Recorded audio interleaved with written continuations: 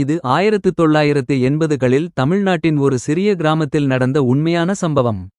மதுரை அருகே உள்ள ஒரு கிராமம். அந்த கிராமத்தில் ஒரு பழைய வீடு இருந்தது. அதன் வாசல் பச்சை நிறத்தில் இருந்தது.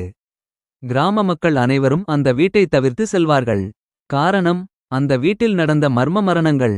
ஒரு நாள் ரவி என்ற இளைஞர் நகரத்தில் வேலை கிடைத்ததால் குறைந்த வாடகைக்காக அந்த வீட்டை வாடகைக்கு எடுத்தார். கிராமத்தார் அவரை எச்சரித்தனர், அந்த வீட்டில் தங்காதே. அங்கு திகில் நிறைந்த நிகழ்வுகள் நடந்துள்ளன. ஆனால் ரவி இச்செய்திகளை நம்பாமல் வீட்டில் குடியேறினார். முதல் நாள் இரவு அவன் படுக்கையில் படுத்திருந்தபோது பின்னணி இசை போல ஒரு மெல்லிய சத்தம் கேட்டது.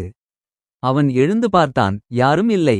அவன் அதை புறக்கணித்தாள். இரண்டாவது நாள் இரவு அவன் தூங்கிக் கொண்டிருந்தபோது திடீரென கதவு தட்டும் சத்தம். ரவி கதவை திறந்தான், யாரும் இல்லை.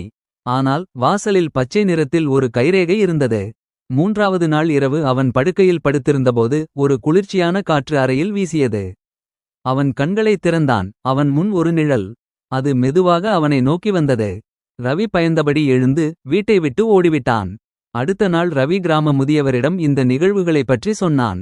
முதியவர் சொன்னார், அந்த வீட்டில் முன்பு ஒரு பெண் வாழ்ந்தார். அவர் பச்சை நிறத்தை மிகவும் விரும்பினார். அவர் மரணத்திற்குப் பிறகு அவரது ஆவி அந்த வீட்டில் தங்கியிருக்கிறது என்று நாங்கள் நம்புகிறோம். இது உண்மையான சம்பவம். ரவி அந்த வீட்டை உடனடியாக விட்டு வேறு இடத்திற்கு மாற்றினார். அந்த பச்சை வாசல் வீடு இன்னும் காலியாகவே உள்ளது.